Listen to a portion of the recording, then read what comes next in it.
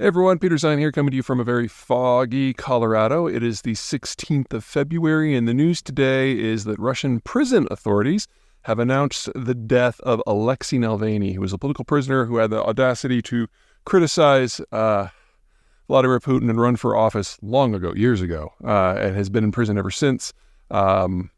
He was transferred about a year ago to a high-security prison in the middle of nowhere in Siberia. It was an old Soviet gulag. This is basically where the Russian government sends people when they want them to die because it's cold, it's brutal, there's no heat, and medical service is deliberately denied. So the idea that he's dead is not exactly a shock. The Russian government very well could have actually executed him and no one would know. Now, back in 2021, the Biden administration said the death of Navalny would trigger a collapse in international relations that would really punish the Russians. But since then, the Russians have launched a war and killed a couple 100,000 people in Ukraine.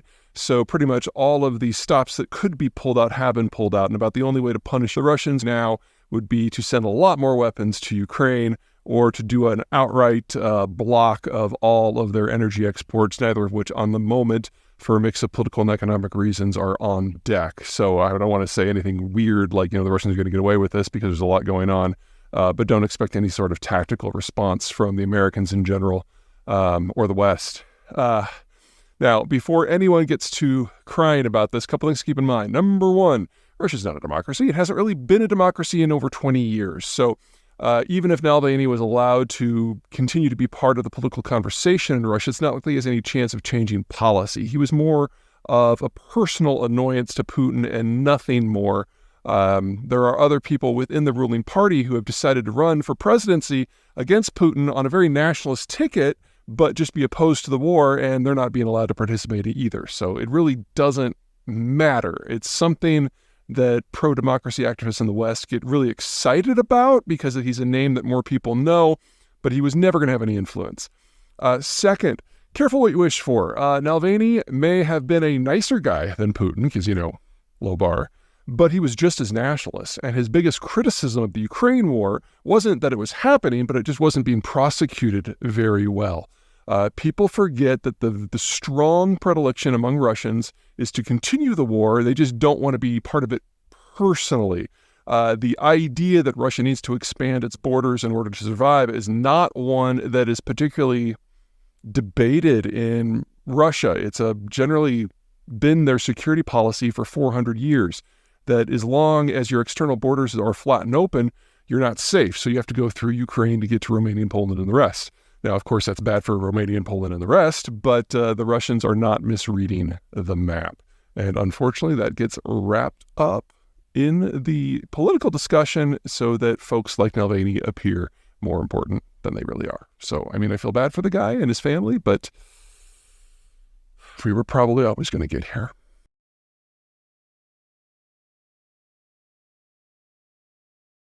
Hey everybody, Peter Zeihan here, coming to you from Huron Peak in central Colorado, and today we're going to talk about Romania. Romania is one of those middle powers that kind of has been dealt a bad hand. It's got a good chunk of land in the lower Danube, and it's bracketed by the Carpathian Mountains, but it's not quite big enough to kind of stand up to the neighbors. So it's got these three access points, really. You've got the Vienna Gap to the northwest that allows access to the northern European plain. You've got the Bessarabian Gap to the northeast, which allows access to what I call the Eurasian Hordelands. And then down south, you've got the Balkan Mountains that pinch off access to the Sea of Marmara region. Now, the northern European plain, the Hordelands, and Marmara are all capable of supporting absolutely massive powers that have dominated history as long as it's been recorded. And Romania is kind of stuck in the middle. It has access to all three of them, but could never generate the sort of military force that is necessary to punch out beyond those gaps and do anything meaningful. In fact, because it's proximate to all of these gaps, it is usually one of the first countries that gets conquered or amalgamated when one of those three mega regions decides that it wants to expand beyond their natural borders. And in that sort of environment, Romania faces a double bind. Number one, whether it's coming from the Northern European plain or Marmara or the Eurasian Hordelands, it's got to decide whether it's going to fight or whether it's going to accede. And if it chooses to accede, then it is not in charge of its own destiny anymore, and it usually ends up being a cog in somebody else's empire. The second problem is that Romania, while being the most populous of the countries in this squeeze zone in between, is certainly not the only one. And there are others that might be a little bit more defensible and have a little bit richer geography. And Romania is in constant competition with all of them. So even if it can make its peace with its larger neighbors, it then has to make peace with its smaller neighbors. Some, like Bulgaria, it usually gets along with pretty well. Others, like Serbia, are tetchy. But probably the biggest problem of all of them is Hungary. Two problems here. Number one, Hungary has a little bit more defensive of a geography than Romania, so it has a little bit longer history in terms of being an independent power, especially since it is up against that Northern European plain gap. Bessarabia is a 50-mile gap, and it's really hard for a country the size of Romania to plug that. But the Vienna gap is only a couple miles wide, and most of that is the Danube River, making it fairly easy for even a small country like Hungary to hold the line. That means that Hungary and Romania are the two countries that tend to find themselves fighting more often than even the major powers that are in the lands beyond. And if you want to go just back to the Cold War, there were these delightful stories that came out at the end about how, yes, we were in a Cold War of the West versus the Soviet Empire, but within the Soviet Empire, the Hungarian and the Romanian intelligence services were duking it out behind the scenes while they were technically on the same side. Now, looking forward, the Romanians have some decisions to make. They know that the European system is of limited duration. They know that it's in demographic decline, and they know that there's going to be a fight for the region once again, just like there has in every age of their history that has been recorded to this point. Until very recently, they were convinced that when the Russians came again, they'd have to cut a deal, that they wouldn't have a choice. But the Russians are doing so poorly. In Ukraine, the Romanians are starting to entertain the possibility that there might not even be a major power on the other side of the Bessarabian Gap again. And that means that the other regional power that they would probably have to cut a deal with, Turkey, becomes a lot more digestible. Turkey's an up-and-coming power. The relations with the Romanians going back centuries have been pretty good. They've been excellent since the Cold War, maybe a little cool, but certainly professional. And if the Romanians are entering a world where the Russians are no longer a strategic factor, but Turkey is, then that's a partnership. That's not vassaldom.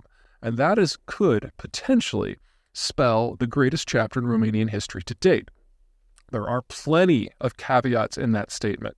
Romania has among the world's worst demographies. They are one of the top 10 countries in the world for using abortion as a birth control method. And they're among the worst demographic structures in Europe. They're going to have to find a new economic model. And they're going to have to figure out what happens post-EU and maybe even post-NATO. These are all big questions. But the fact that they've got a rising partner in Turkey right next door, but not directly adjacent, Bulgaria's in the way, that's a pretty good setup. All right, that's it. Take care.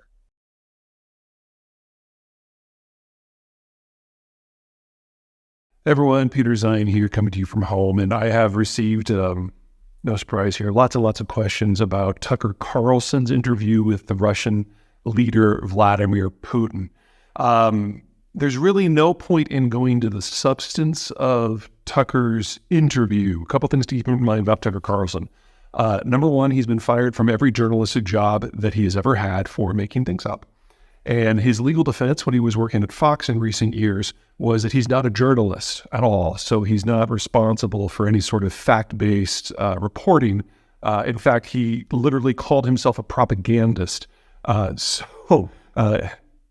Which, I guess if you're going to go for a legal defense, being truthful helps.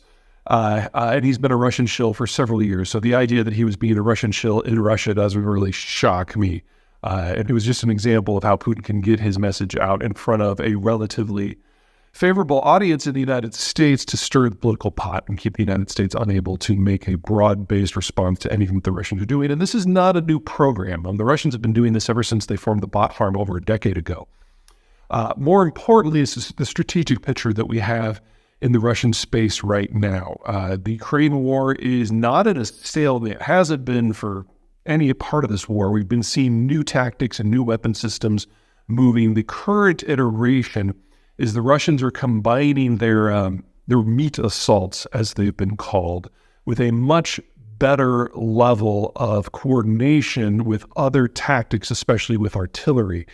One of the things to keep in mind about the Ukraine war is that we've got two very different approaches. On the Ukrainian side, authority has been devolved down to almost the unit level. But when you disassociate your military strategy to that level, yes, you'll get a lot of creative people who are doing creative things that are very effective. But the information and the successes that they have, the techniques don't necessarily percolate back up to the top, which means that it's hard for the folks at the top to then apply those tactics across the entire front. So you get very, very effective commanders, but you don't necessarily get a very, very effective army. Russia has the opposite approach in that there's very little authority at the local level. And so they often have the Ukrainians running circles around them. But whenever a lesson does percolate up to the top, it is then imposed on everyone. And for the first couple of years of the war, this has definitely been working for the Ukrainians' favor. But as the Russians incrementally incorporate lessons, it's now starting to favor the Russians. And the only way that you can kind of make the Ukrainians come up again, two things. Number one, you can get them better at a little bit of command and control. And then second, of course, they need better and better weapons in order to counter what is becoming an incrementally more effective Russian war machine. That, of course, is wrapped up with politics in the Western countries, especially the United States, which is one of the many, many, many reasons that Putin arranged for his shill to come and interview him in order to keep stirring the pot so the United States would have more and more problems when it comes to acting. Just as important, arguably more important, is the Russians are thrilled about what's going on with Israel and Gaza and Iran, because every little bit of attention that the Americans give to the Israeli situation or the Gaza situation or the attacks on maritime shipping in the Red Sea is an attention that they can't give to the Ukraine war. One of the things that people forget about the American foreign policy establishment, it really has a hard time dealing with more than one issue at a time. And so for the first 16, 18 months of the Ukraine war, that was the only issue in international affairs that was in front of Joe Biden. You could argue that things with China were up there, but that was mostly in the area of economic nationalism, and that is something that can be handed off to non-foreign policy personnel. But in the United States, there's really only three people who are responsible for almost all American foreign policy. The president, obviously, the chair of the Federal Reserve, and that's usually focused on economic issues for obvious reasons, and the national security advisor. Even the Secretary of State really doesn't deal with foreign affairs. It's more of a dispensation rather than a policy creation sort of issue. And so when you only have three people, and one of them obviously has other things on his plate at any given time, and one of them is only responsible for financial and economic issues, it's really hard to get this mammoth institution of the United States focused on more than one thing at the same time. And if Israel and Gaza and Iran are absorbing more and more and more of that attention, then by default, there's less attention that can be paid to things going on in the Russian sphere. So the Russians have, from the fourth quarter of last year on, discovered that they have a lot more wiggle room because the leadership out of the United States is simply lacking. It's not that we've had a policy change in Washington. It's just that there's only so much bandwidth. And of course, now we're in an election year, and that snarls things even more. So ignore Tucker. You should have been ignoring Tucker for years, but do watch Moscow because they're finding new and more creative ways, not simply to prosecute the word home, but to muddle the picture on a broader global scale to play into this fact that the Americans have a hard time focusing on more than one thing.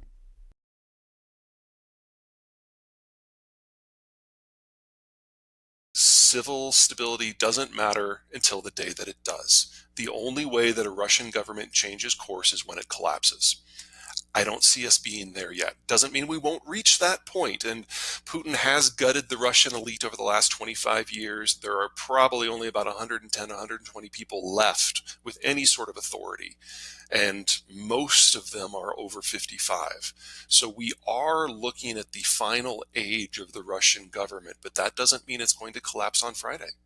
Hello and welcome to Frontline for Times Radio with me, Kate Chabot. And this time we're catching up with the geopolitical analyst, Peter Zeihan. Peter is a best-selling author whose most recent book is The End of the World is Just the Beginning, Mapping the Collapse of Globalization. Peter, good to speak to you. Last time we met, it was for our special marking the anniversary of the collapse of the Soviet Union. Let's start then with this Tucker Carlson interview, the interview with President Putin. How I know I don't really want to give him much publicity, but how much has it been noticed or talked about in the US? You're having the normal people who have decided that despite Tucker being fired from every job he's ever been, and despite his legal defense here in the United States being that he's not a journalist, so he doesn't have to say anything that's accurate. In fact, his legal defense is I am allowed to lie, I'm encouraged to lie on television because I'm a propagandist. The people who think he's still great are talking about him, and everyone else has basically ignored it. And that's really the end of the story here. Yeah, and the former head of MI6, Britain's Secret Intelligence Service here in the UK, Sir Alex Younger, he was on the radio just in the aftermath of this and said it was unforgivably boring. Did it actually achieve anything? It achieves some clarity. We've always known that on this side of the pond that Tucker Carlson has been a Russian shill for a few years. But between not just his interview, but what he has done since the interview, he is now going out and doing Soviet-style propaganda pieces in Russia, talking about how glorious Russian life is in Moscow under sanctions. And this is the sort of things that you would have seen in the Soviet Union in the 1950s or the 1970s. And for him to have fallen so far so fast, I mean, it's a little embarrassing for him. But it gives you an idea that the Russians really are having some issues working some of their assets in the West. I'm not suggesting that the propaganda effort has not made gains, but they really have to go to kind of a lower tier of viewer if they're going to get any traction. Let's talk about Donald Trump now for a moment, making shockwaves with his comments about NATO, effectively encouraging President Putin to attack alliance members who failed to spend 2% of their GDP on defense. Has that been reported much in the US? Oh, yes, that is loud. And what has the reaction been exactly? A kind of horror from the point of view of folks in the center, which I think is not entirely honest, if we're going to speak candidly here.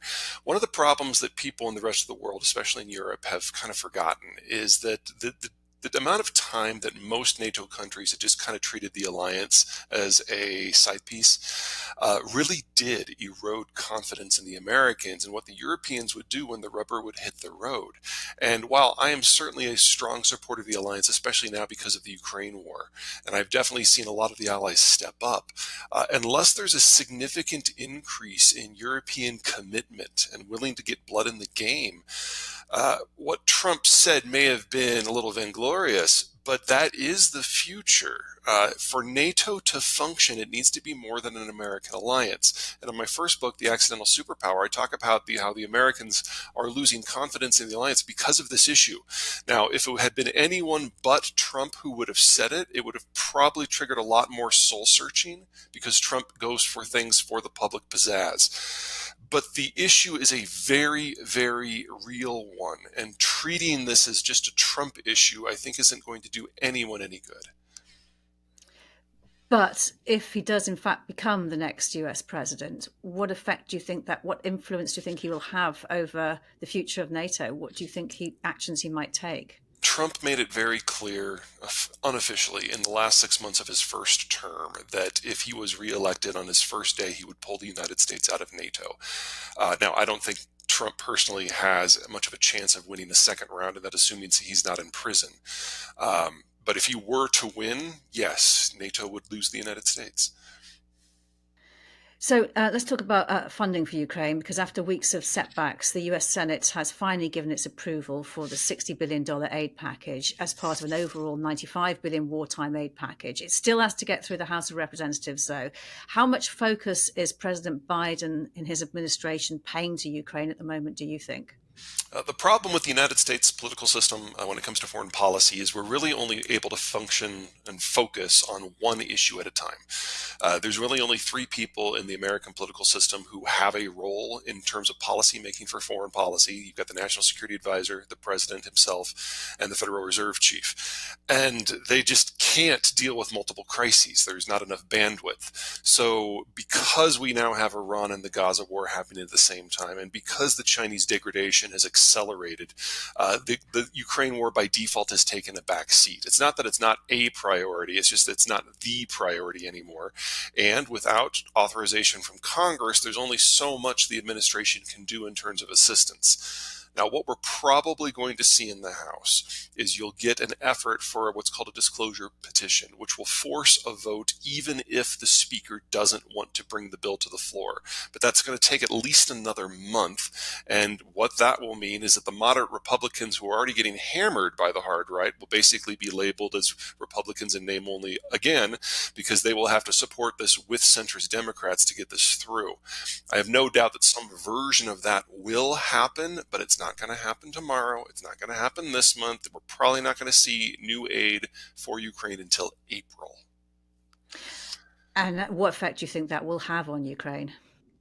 Well, anything that's going to get ammo in their artillery tubes is going to be what they need. What we've seen in battles like Avdiivka is that the Ukrainians have gone from almost artillery parity, which has allowed them to inflict 8-1 to 10-1 casualty ratios on the Russians, to something much more closer to parity because they can't fire artillery at all.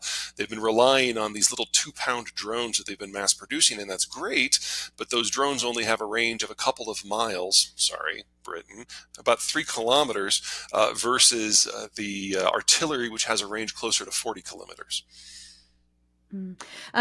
Just to go back to that, so you are confident then that this aid package will actually be agreed then, but they'll have to wait till April, is that right? Right. We have to basically do an end run around a faction in Congress. Sorry. This is kind of a treat for me as an American, because we've had to follow the ins and outs of your parliament's procedures for the last 7 years. Now you get to do it for us. Okay. So the way the American system works is if you want to get a majority in the House of Representatives, it's not a majority of the votes. It's a majority of the seats. And we have a number of vacancies. So for the Republicans to get something through, they need every single vote minus 1.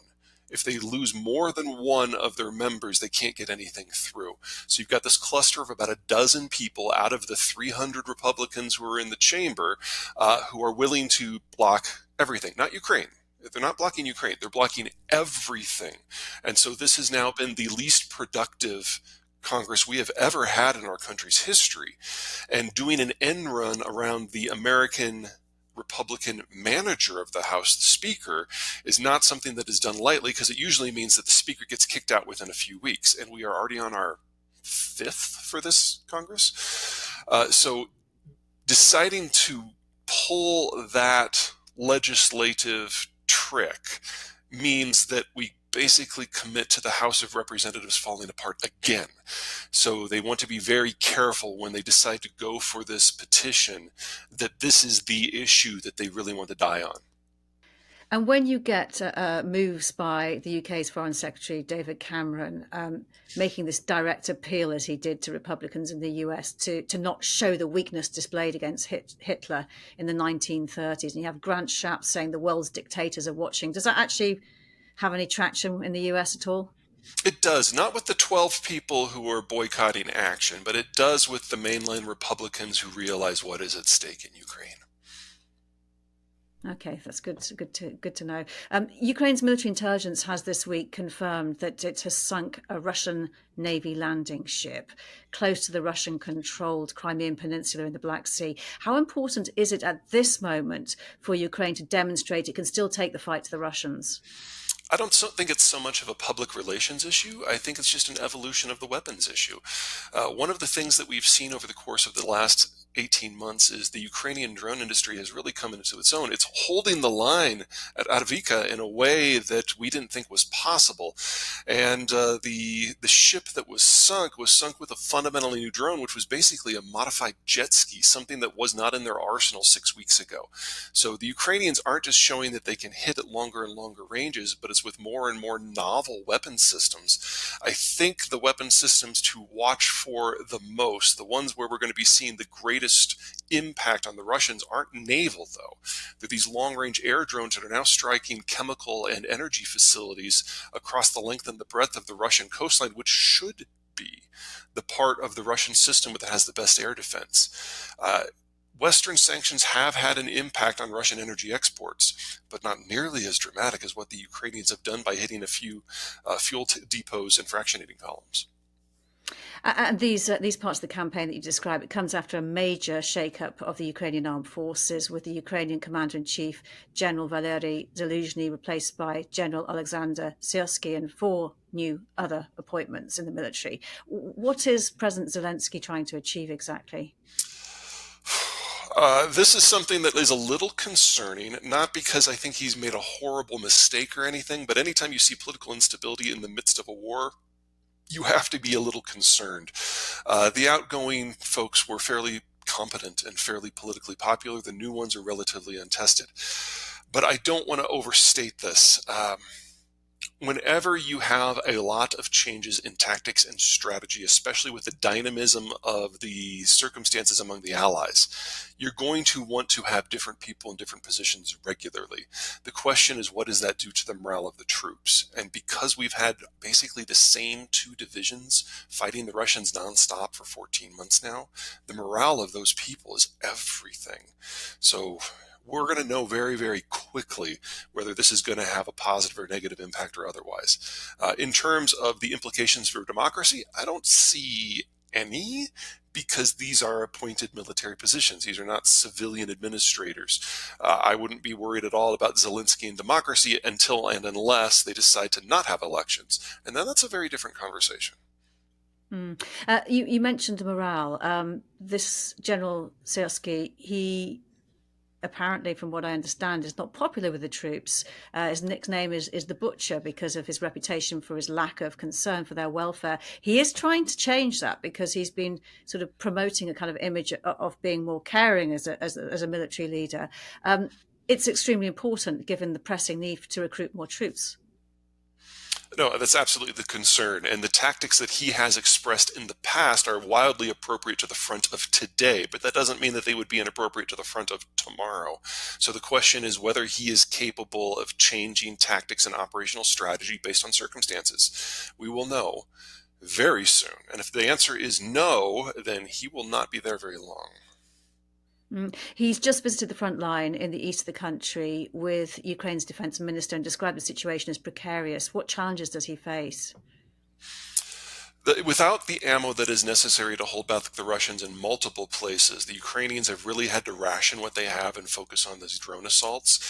The strength of the Ukrainian system militarily is that they've really devolved a lot of decision making to the local level, but the local level can only do so much if they have limited ammo. So if we don't see a change in the military supplies soon, that local authority will evolve very, very quickly into a mass rout. Because as soon as one group decides to pull out because they can't shoot back, there's no reason then to expect the others to stick around. That's the trick here. And I'm not sure that Syrsky has an answer for that. But I am not a tactical guy and I am not on the front. But that is why this is all precarious. Now, luckily, the Ukrainians have spent the last 6 months doing a bit of a shadow of what the Russians have done for the last 18 months and building up a series of minefields behind their positions to retard any sort of rapid advance. So I don't think we'd be looking at a collapse of the front, but we could see a lot more movement than we've seen in the last year. And one of the challenges that General Syrsky is facing is the reform of the Ukrainian army, and Zelensky wants a plan. What needs to be done, and how does its command and control structure stack up against what the Russians are doing and how they've changed as we go into the 3rd year? That's a good example of where Syrsky might actually be the right guy for the job. So he has his background a little bit more rooted in the Soviet system of top-down control, and to this point that would not have worked for the Ukrainians. That local control, the local decision-making, the local innovations is what has allowed the Ukrainians to do well in the face of just massive odds. And against them has been a top-down control from the Russian system, which has wildly underperformed. But we're not in the first year of the war anymore. And as we enter year 3, what we're discovering is the lack of top-down control in Ukraine has prevented the lessons from each individual unit from coming up to the top, being turned into a broader strategy, and then percolating down to everyone. on the opposite side, on the Russian side, every once in a while, a lesson does come up through the top against all odds and penetrates the generals' heads at the very, very top. And they're like, yeah, that actually works. Let's have everyone do that. It's slow, it's painful, it's inefficient, but it means incrementally the Russians are getting better. And when they get better, everyone gets better. So the balance between the two has started to flip. And the Ukrainians are going to have to figure out how to translate local successes into a broader strategic approach. And that is the new guy's primary job. If he can pull that off, you combine Russian top-down coordination with local innovation, then we're in a different game.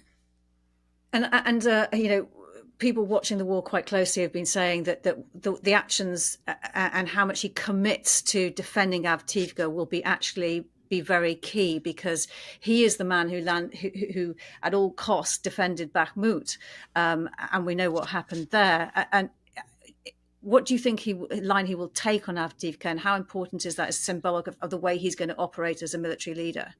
That's a great comparison, and I'm not sure it really paints him in the best, well, it doesn't paint him in the best light, but I'm not sure it's entirely fair. So in the defense of Bakhmut, keep in mind that the casualty ratios from the Russians to the Ukrainians was 7-1. So we can easily say that, he should have ordered a pullout earlier and to try to avoid some Ukrainian casualties. But we are at the moment in a war of attrition. And as long as we're in a war of attrition, those are exactly the sorts of numbers that the Ukrainians need. Anything less than that, honestly, is a loss for them, because the demographic overhang of the Russians versus the Ukrainians is so huge. So far in Avdiivka, we're probably looking at an even higher number, probably 8-1 to 10-1. That's exactly the position we need to be. As long as the Ukrainians are trapped in a battle of attrition, this is what has to happen. The ideal is that the Ukrainians will be able to turn this into a battle of movement. But in order to do that, they have to be able to break through the lines in the first place. And at the moment, they do not have the gear to do that. In a recent interview, the Russian ambassador to London, Andrei Kelin, said that Russia cannot be beaten, bragging its resources are enormous. I know he would say this, but it has lost more than 3,000 tanks, according to a London-based think tank, since the start of the full-scale invasion. Is there no price too high for Russia?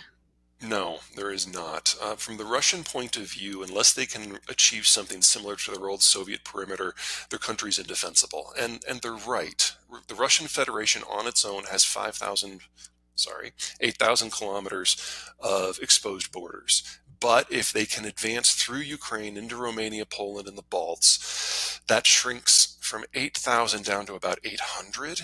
And with their less competent military, that is something that they can plug. They're not necessarily fighting this war for this war. They're fighting this war in order to achieve a securable perimeter for when their demographics fall apart over the course of the next 20 years. It's not a stupid plan. And that means that the Russians will not stop until they reach there, or they're forced to stop.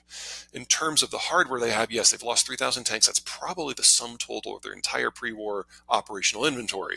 But they have at least another 9,000 that they can refurbish in addition to anything they can bring online. So they can maintain this pace for at least another 8 to 10 years. And then there's also the manpower issue.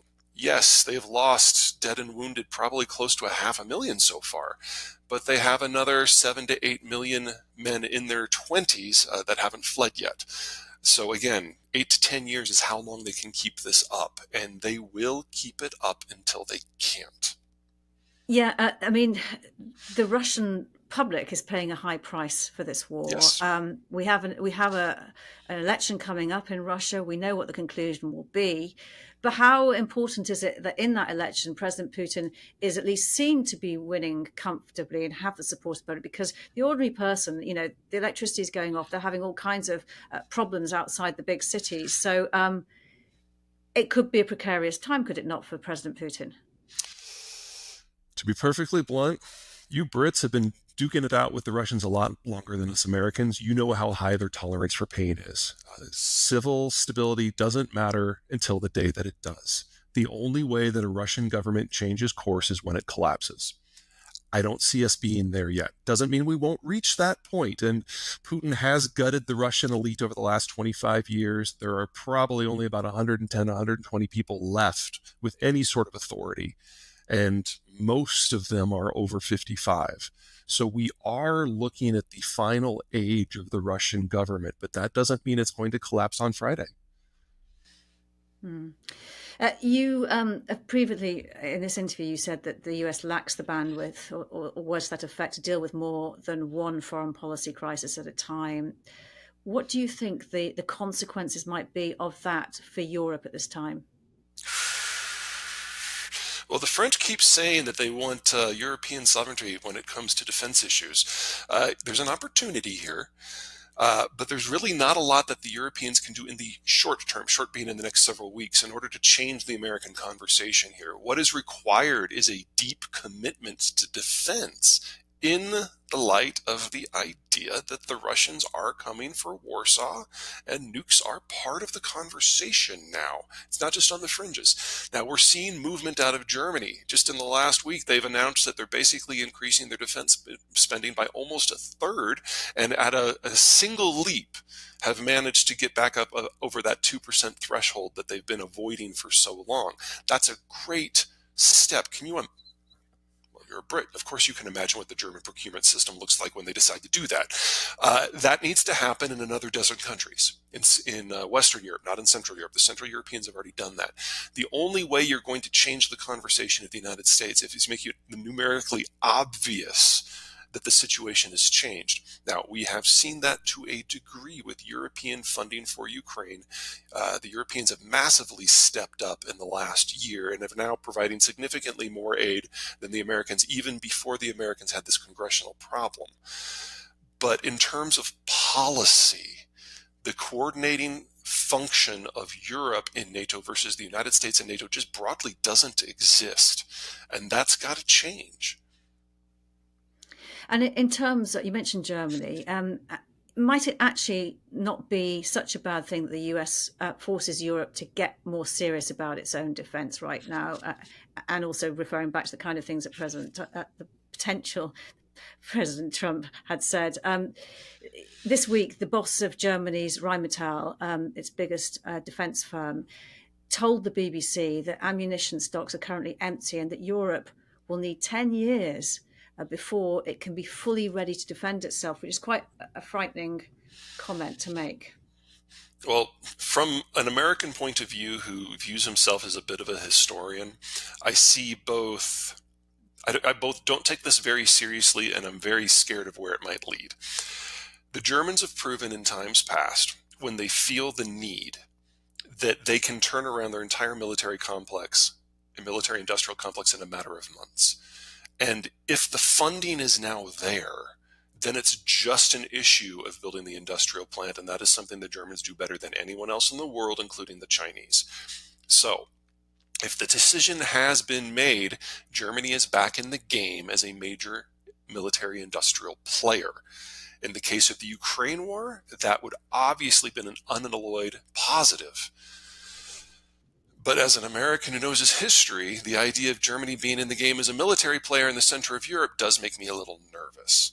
So for this to work in a way that it doesn't generate the next problem, it has to not just be Germany. Denmark is the most recent country to raise concerns over NATO going to war with Russia in the near future, and several other countries have done the same, as has the chair of NATO's military committee. How realistic do you think that prospect is? It's a very realistic fear. The Europeans have been deliberately downplaying the threat of a direct confrontation with the Russians ever since the war began, because they didn't really know how the war was going to go. Now that the Ukrainians are on the back foot to a degree, and there's a real concern that we could see a break in the favor of the Russians, there was always a recognition in NATO capitals that if Ukraine falls, Estonia, Latvia, Lithuania, Moldova, Poland, and Romania are next. That is the only way that the Russians get to the position where they feel they need to be. And so now that Ukraine is looking weaker, preparing the population for what is the next logical step in this conflict is smart. I just hope it's sufficiently jarring to get everyone to step up militarily in terms of training, recruitment, and procurement. What are the main developments that you're looking for in 2024? What are you going to be looking out for? Number one, it's a question of the military complex in Europe. If the Europeans can build out the capacity to get 1 million artillery shells to the Ukrainians every 2 or 3 months, that is what's necessary. So we're talking about building out the capacity of building that stuff by a factor of 5 minimum. On the United States side, we have a much harder decision to make. We, like Europe, are running out of the older equipment that we've been handing over to the Ukrainians so far. Probably 70 to 80% of our aid to Ukraine to this point has been outdated equipment that we never used. And so from a budgetary point of view, it's been a non-issue. We're running out of that, which means that we have to make a choice. Number one, we either build up our military industrial complex to build outdated equipment to continue to supply the Ukrainians, or we delve into our top line stuff. And if we do that, the logistical and the support tail that is required to train the Ukrainians, much less support the Ukrainians, has to expand massively. We're only now starting to have that conversation. We will probably have an answer before we get to the presidential election, which will of course be shaped by politics. But the equipment that the Ukrainians have been fighting with to this point, there's no more of it to be had. And figuring out how we get to the next stage is going to be very, very, very difficult. Peter Zeihan, it's been great talking to you. Thank you so much for your time. My pleasure. You've been watching Frontline for Times Radio with me, Kate Chabot. My thanks to our producers today, Louis Sykes and Morgan Burdick, and for you for watching. If you'd like to support us, you can subscribe now, or you can listen to Times Radio for the latest news and in-depth analysis, or go to thetimes.co.uk. For now, though, thanks for watching. Bye-bye.